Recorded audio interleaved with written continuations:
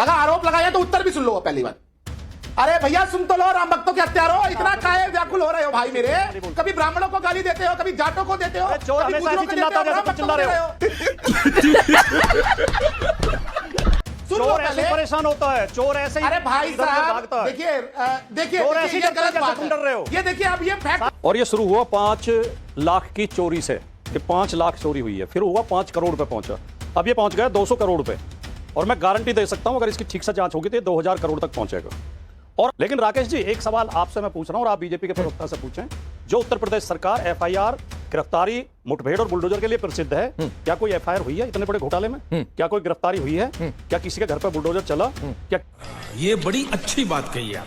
किसी के पैर में गोली मारी गई? या ये गरीब लोगों के लिए, पिछड़े दलितों के लिए ये सब? अब मुझे एक बात बता दीजिए, एसआईटी क्या खेलने के लिए बनाई गई है? दिखाई जा रहे हैं। नहीं भारती जी, एसआईटी क्या खेलने के लिए बनाई गई है? गेम है। दलाल दलाल दलाल। तो चलिए शुरू करते हैं। एक्शन।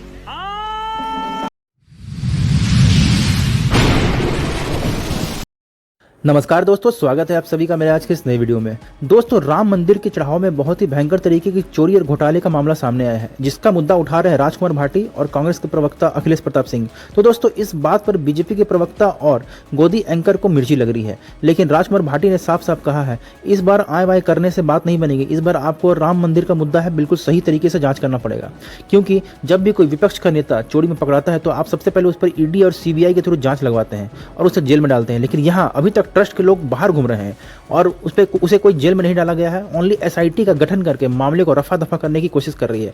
दोस्तों, गोदी एंकर भी काफी कूद रहा है, जिसे राजकुमार भाटी और अखिलेश प्रताप सिंह ने बहुत ही भयंकर तरीके से धोया है। तो दोस्तों, बहुत ही गजब की डिबेट है। आप सभी ये वीडियो पूरा देखिएगा और अगर आप मेरे चैनल पर नए हैं तो मेरे चैनल को सब्सक्राइब करना मत भूलिएगा। आइए देखते हैं, मजा आएगा। देखिए, ये जो चंदे में गबन का मामला खुला मीडिया के माध्यम से, धीरे धीरे लीक होकर खबरें बाहर आई और ये शुरू हुआ 5 लाख की चोरी से, कि 5 लाख चोरी हुई है, फिर हुआ 5 करोड़ पे पहुंचा, अब ये पहुंच गया 200 करोड़ पे। और मैं गारंटी दे सकता हूं अगर इसकी ठीक से जांच होगी तो ये 2000 करोड़ तक पहुंचेगा। ये बड़ी अच्छी बात कही आप। और अब केवल विरोधी नहीं, ये तो कह के बात को के वजन को कम करना है कि विरोधी या राजनीतिक लोग आरोप लगा रहे हैं।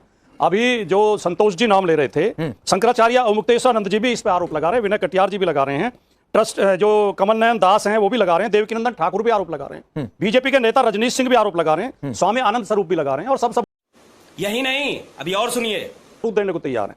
लेकिन राकेश जी, एक सवाल आपसे मैं पूछ रहा हूं और आप बीजेपी के प्रवक्ता से पूछें, जो उत्तर प्रदेश सरकार एफआईआर, गिरफ्तारी, मुठभेड़ और बुलडोजर के लिए प्रसिद्ध है, क्या कोई एफआईआर हुई है इतने बड़े घोटाले में?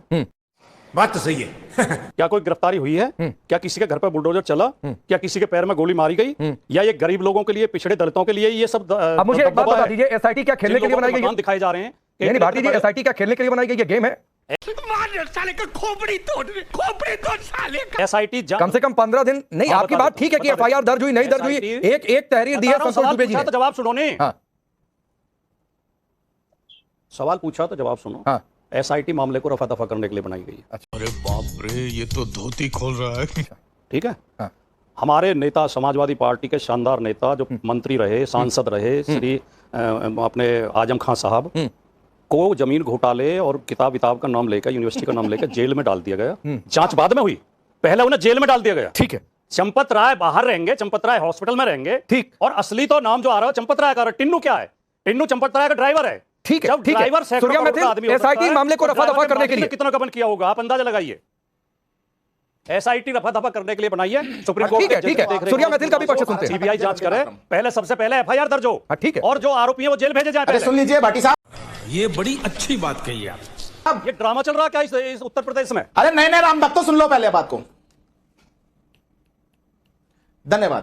पहले तो आपको और पूरे देश को भारत माता की चंदे गबन पे बोलो। देखिए, पूरी डिबेट में पे जवाब दो। आपने, अरे भैया नए राम भक्तों सुनो पहले, जरा पहले बात चुप कर बे कुत्ते। सुना करो। केवल और केवल बोलना नहीं चाहिए, डिबेट में 2 वे कम्युनिकेशन होता है। अगर आरोप लगाया तो उत्तर भी सुन लो पहली बात। अरे भैया सुन तो लो, राम भक्तों के हत्यारो, इतना काहे व्याकुल हो रहे हो भाई मेरे? कभी ब्राह्मणों को गाली देते हो, कभी जाटों को देते हो, चोर कभी हमेशा गुजरों ऐसे को चिल्लाता है देते हो, जैसे तुम चिल्ला रहे हो। सुन लो पहले। परेशान होता है? चोर ऐसे ही अरे भाई इधर उधर साहब भागता है। देखिए देखिए चोर ऐसे ये करते हैं गलत बात जैसे तुम डर रहे है। हो। ये देखिए अब ये फैक्ट सारे नहीं चोर आने ऐसे देंगे। करते हैं। अब ये फैक्ट नहीं सारे आने चोर देंगे, ऐसे ये चिल्लाते चिल्लाते हैं। रहेंगे। कभी ब्राह्मणों को गलत गाली बात देते हैं, आपने कभी शुरू की दलितों को है। गाली देते हैं, कभी गलत बात जाटों को आपने और शुरू कभी की थी। ओबीसी को, और यहाँ बैठ कर राम वक्तव्य दे रहे हैं। हाँ, अरे तुमने तो राम भी नहीं बख्शा यार, तुम किसे यहाँ पर बख्शोगे? आपने तो प्रभु राम के भी चंदे खा गए।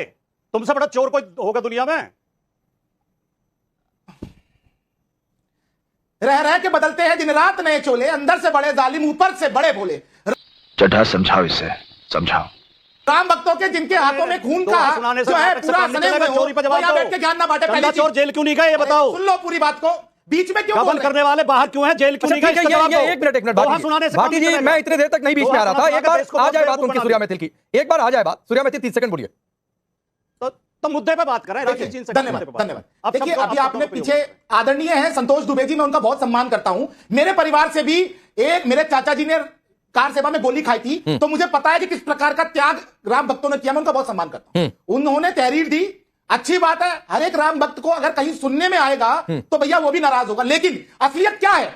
यहां केवल अफवाहें फैलाने का काम समाजवादी पार्टी ने किया, और समाजवादी पार्टी के जितने भी लोग हैं वो कर रहे हैं। ठीक है, मार साले का खोपड़ी तोड़ साले का। अभी आपके सामने इन्होंने कुछ नाम लिए, हाँ। मैं इनसे पूछना चाहता हूं, पहले अगर मेरा घर है, मैं ट्रस्ट की बात करता हूं, मेरा घर है, मैं किस कमरे में बैठा हूं, हाँ। वहां पे क्या सामान पड़ा है वो मुझे पता होगा ना, कैसे बाहर वाले को पता होगा? अगर मेरे को पता है कि मेरे यहां से कुछ चोरी हुआ है तो मैं जाके कंप्लेंट कराऊंगा।